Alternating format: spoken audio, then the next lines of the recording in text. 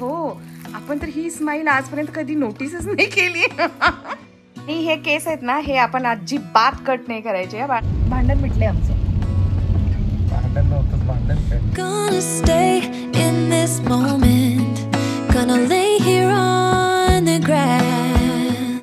धन्यवाद, धन्यवाद, धन्यवाद, धन्यवाद, धन्यवाद, धन्यवाद, धन्यवाद. तुमचा कोणताही दिवस उत्तम पार पडावा यासाठी सलग 7 वेळा धन्यवाद म्हणा आणि हृदयापासून त्याची अनुभूती घ्या. हे मी नाही आहे, द सिक्रेट बुक सांगतं. आणि आपल्यापैकी बऱ्याच जणींनी हे वाचलं असेल तर हाय हॅलो नमस्कार, मी शुभांगी एका नवीन ब्लॉगमध्ये तुम्हा सर्वांचं अगदी मनापासून स्वागत करते. Good morning. तर मी आवरतीये. अहो म्हणताय तू पहिला आवरून बाहेर ये. आहोंचं काय चाललंय पाहायचंय तुम्हाला? हे बघा, मगाशी माझ्यासोबत चहा आणि खारी खाल्लंय आणि आता पुन्हा दुसऱ्यांदा हा सकाळचा ब्रेकफास्ट. वाजलेत सध्या किती वाजतायत? 7:15 होत आहेत बरोबर. बाहेर गेल्यानंतर काही खायला मागायचं नाही. बघा हा, चीजची स्लाइस, ऑमलेट, चपाती. चपाती आणि मटकीची भाजी केली मी. आता आज ना इतका पाऊस आहे पुण्याला, एवढा पाऊस आहे की प्रीतीचा क्लास ऑनलाईन होणार आहे ना. आम्हीही असं विचार करत होतो की हॉस्पिटल पोस्टपोन करावं की काय, पण नाही, पोस्टपोन नाही करणार आहोत. आम्ही निघालोय. चला, 7:30चं टार्गेट होतं. 7:30चं 8:30 होत आलं तरी मी अजून आवरतीयच. केसांची कंडिशन दाखवतीये. येणाऱ्या 21 तारखेला 2 महिने होणार मला कलर लावून. सगळ्यात महत्त्वाचं की दीनानाथ मंगेशकर हॉस्पिटलमध्ये जी काही मी पॅप्समेरची टेस्ट केली ना, तर तो रिपोर्ट आम्हाला लॉग इन करून आपल्याला पाहता येतो. कारण आपला तिथे आपलं रजिस्ट्रेशन असतं आणि त्यांचं एक ॲप आहे. कोणता ॲप हो? हा, म्हणजे आम्ही अजूनही आमच्या रिपोर्टची हार्ड कॉपी हातात घेतलेली नाही, तर तो आम्ही घरी बसूनच ऑनलाईनच बघितलाय. कारण तो ॲपवरती अवेलेबल होतो, आपण प्रिंटआउटही काढून घेऊ शकतो. तर आता आज आम्ही तिथे जाऊन हार्ड कॉपी रिसीव्ह करणार आहोत, पण ऑलरेडी आम्हाला तो रिपोर्ट कळालेला आहे. असं आहे. तर चला बघूया की आता आज सोनोग्राफी आणि आता पुढची ट्रीटमेंट काय सांगतात मॅडम किंवा काय करते सांगेनच मी तुम्हाला. कधी बाप्पा मोरया, बघा किती हळूच मोरया. काय म्हणणं आहे?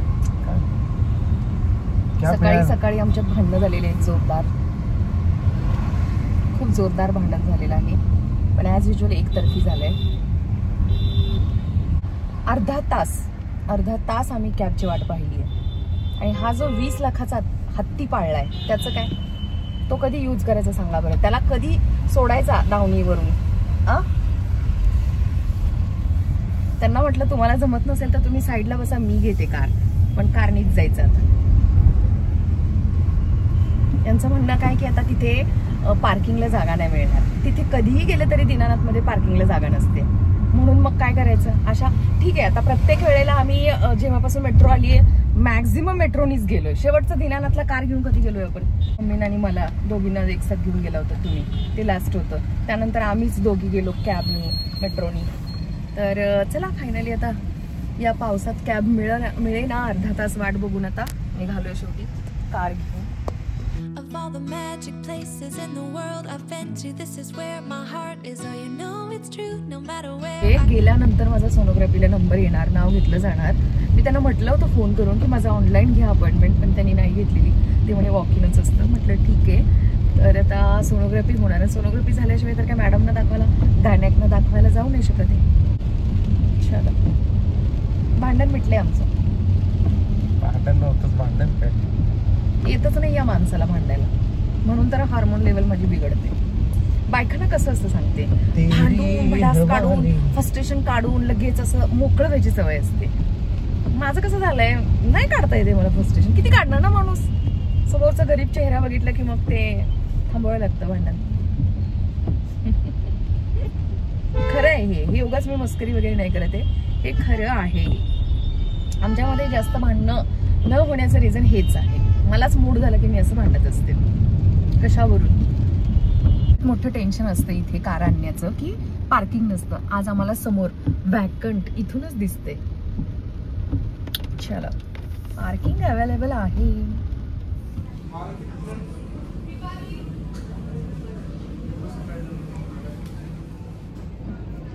मला एक कळत नाही, सोनोग्राफीला सगळ्या प्रेग्नन्सी दिसते.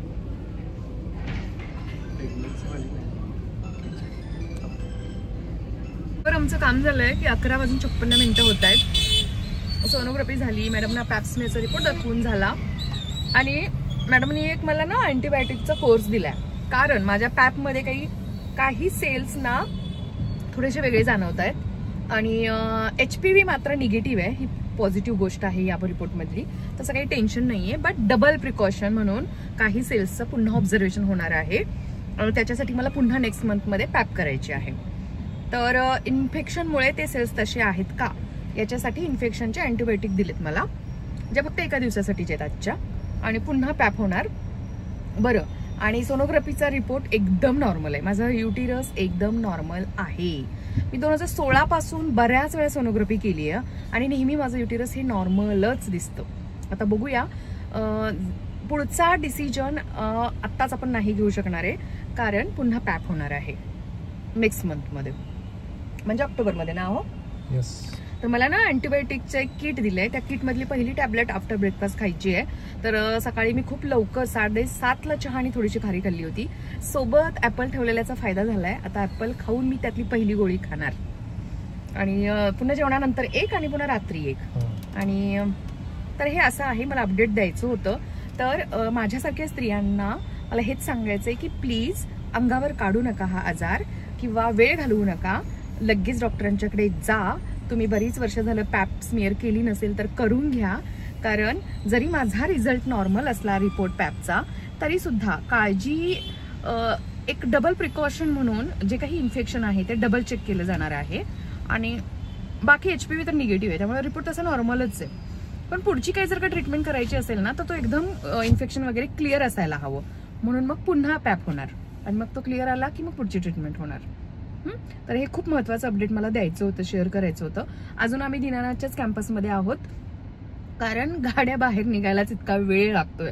आणि बरं झालं ना कार घेऊन आलो, कारण पाऊस खूप आहे आणि पटापट कामं पण झाली आहेत. चला मग आता घरी जाऊन बाकीची कामं बघूया. प्रितीशला कॉफी द्यायला निघाली आहे. प्रितीशच्या रूमची अवस्था दाखवणार आहे मी तुम्हाला. आणि मी प्रितीशला अलर्ट केलंय ऑलरेडी की प्रितीश, मी तुझी रूम दाखवणार आहे. प्रितीशला काही फरक पडत नाहीये. हे बघा मागे दिसते. अभ्यास सोडून झोपला होता. एक शेड्यूल कुठलं तरी मी फिक्स कर म्हणते त्याला. कधी लेट जागायचं, कधी पहाटे लवकर उठायचं. ठीक आहे, जाऊ द्या, मुलांच्या मूडनुसार असतं सगळं. आणि हे असे डोळे का दिसतात माहितीये, कारण मी रडली आहे खूप. मी आणि आहोनी दोघांनी मिळून एक जुना मूवी पाहिला. आहो 2015चा होता ना. हो, काकण हा मूवी पाहिला आणि इतकं रडलीये मी, इतकं रडलीये, हुंदके देऊन देऊन देऊन रडलीये. लिटरली नॅपकिन घेऊन बसले होते. आणि त्यात मला असं वाटत होतं की आहो हसतील मला, पण आहो सुद्धा चक्क रडलेत आज. रडलाय का? खोटं नाही बोलायचं.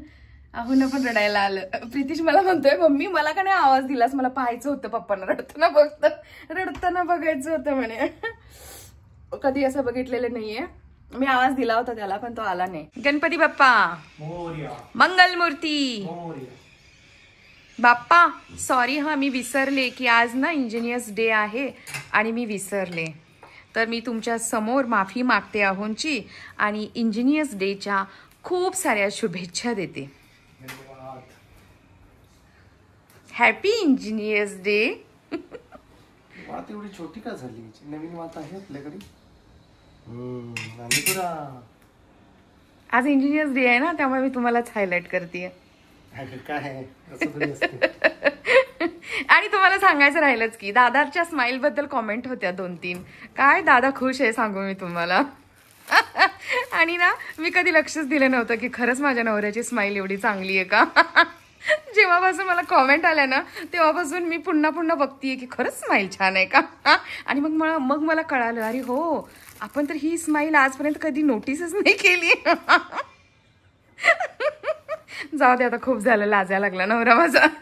चला आता वुड बी इंजिनियरला आपण शुभेच्छा देऊया. आणि हा इंजिनियर अजूनही माझा यामध्येच आहे. रात्री खूप जागरण झालंय माझ्या लेकाचं. हॅपी. तू पण होणार आहेस ना इंजिनियर पुढे जाऊन. हा धर, हॅपी इंजिनियर्स डे. थँक्यू म्हण की. मी इंजिनियर नाहीये. आणि हे केस आहेत ना, हे आपण अजिबात कट नाही करायचे बाळा. मी आता ठरवलंय की तुला बोलायचंच नाही की केस कट कर. किती वाढवतोयस मला पाहायचे. बघू किती वाढलेत. बघू बिला जरा चेहरा दाखव किती वाढलेत. अजून मापात आहेत. गुणी बालक आहे माझं. चलो स्वयंपाकाला लागते मी आता. खूप झालं यांचं लाड दोघांचा. चला स्वयंपाक करूया. शेवटी लाड करून काय यांचं पोट नाही भरणार आहे. मला काहीतरी बनवावं लागेलच ना यांच्यासाठी. मेथीची भाजी आहे. अहो ही ग्लास आलीच नाही अजून. ग्लास जरा लोचा झालाय. हे अरे तुम्ही मला बोललेलं ना आठवण कर म्हणून. काय ना. चलो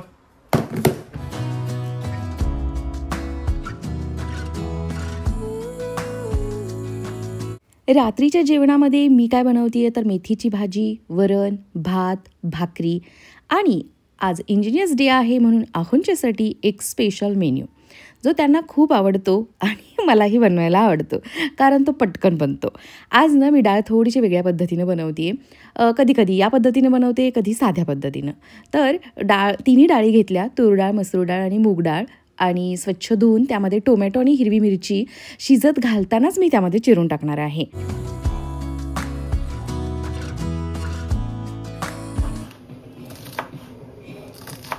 आता ना स्वयंपाक करताना मी विचार करत होते का म्हणून मी रडका पिक्चर बघून रडून मूड खराब करून घेतला.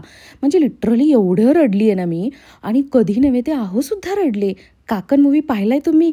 नसाल पाहिला तर नक्की पहा. प्राईमवरती आहे, ॲमेझॉन प्राईमवरती. आणि मला नक्की कळवा की कसा वाटतोय तुम्हाला. आम्ही दोघं तर फार रडलो कारण लव्ह स्टोरी आहे ती आणि खूप खूप खूप खूप आवडला आम्हाला तो मूवी. कधीच कोणाच्याच नशिबामध्ये आयुष्यामध्ये असं होऊ नये ज्याचं त्याला प्रेम मिळावं नेहमी असं आम्हाला वाटतं कारण आमचं स्वतःचं लव्ह मॅरेज आहे. तर आहोंना सरप्राईज आणि आजचा त्यांचा जो काही इंजिनियरचा दिवस आहे त्याच्यासाठीचा हा स्पेशल पदार्थ काय तर त्यांच्या आवडीची लापसी जी बनते ही पटकन. तुपामध्ये मस्त खमंग अशी ती लापसी भाजून घेतली. त्यामध्येच असा हा मस्त गुळ चिरून टाकला. आणि हो मी सकस या ब्रँडचा गुळ वापरते जो अतिशय चांगला आहे, सॉफ्ट आहे, पटकन चिरलाही जातो. खूप सारे ड्रायफ्रूट्स त्यामध्ये चिरून टाकले, गरम पाणी, वेलची पावडर आणि बनतीये आपली आता 2-3 शिट्ट्यांमध्येच आपली छान अशी मऊ लुसलुशीत लापसी बनतीये. आणि लगेचच भाकरी करायला घेते. लापसी खूप सॉफ्ट अशी हवी असेल ना तर तुपासोबतच थोडंसं आपलं जे काही स्वयंपाकातलं तेल आहे ना ते तेल वापरायचं. छान बनते लापसी. आणि माझ्या हातची आहोंना तर आवडतेच. लापसी हा प्रकारच मुळात त्यांना खूप आवडतो आणि म्हणूनच हाच फक्त स्पेशल आयटम त्यांच्यासाठी आज असणार आहे.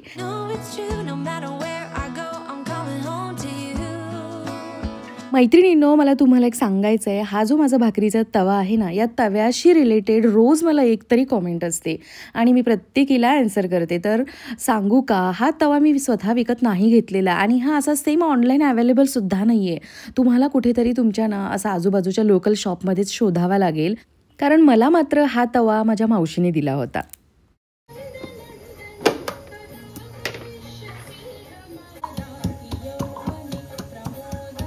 पण तुम्हाला जर का हा तवा मिळाला ना तर नक्की घ्या कारण खूप भारी होता त्याच्यावरती भाकरी. आणि हे बघा भाकरी झाल्यानंतर पालेभाजी मी नेहमी बनवते तव्यावरती, तुम्हाला दाखवते. कधी कधी ना थोडासाच डाळ कांदा बनवायचा असेल ना तरीसुद्धा या तव्यावरती खूप भारी बनतो. आणि काय लागतो माहिती आहे तव्यातला डाळ कांदा. मला असं वाटतं हा प्युअर लोखंडाचा तवा असावा. अहो म्हणतात कास्ट आयर्नचा आहे, मला असं वाटतं लोखंडाचा आहे.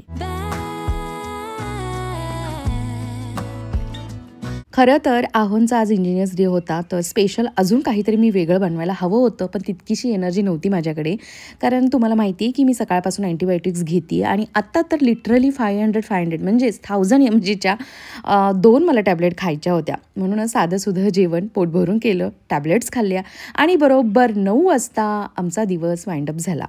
यानंतर मस्त छान गप्पा मारल्या. प्रीतीसोबतही गप्पा असतात आमच्या रात्री आणि तो क्वालिटी टाईम हा असायलाच हवा असं मला वाटतं. चला मग याच नोटवरती आजचा हा दिवस, आजचा हा व्लॉग इथंच एंड करते. आय होप व्हिडिओ आवडला असेल तर एक लाईक नक्की करा. नवीन असाल चॅनलवरती तर सबस्क्राईबही नक्की करा. Bye, love you all.